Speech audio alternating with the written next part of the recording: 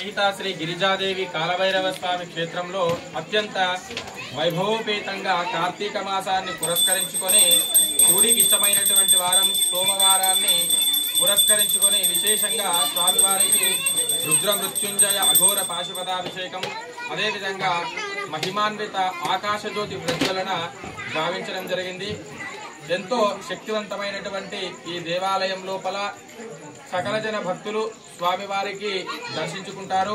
కొంగు బంగారంగా కోరికలను తీర్చేటటువంటి దేవాలయంగా ప్రసిద్ధి చెందుతున్నటువంటి దేవాలయం నారాయణఖేడ్ తాలూకాలో విశేషంగా రుద్రారం గ్రామం లోపల రుద్రుడి అవతారం లోపల ఇక్కడ శివుడు కాలభైరవుడు దర్శనమిస్తాడు.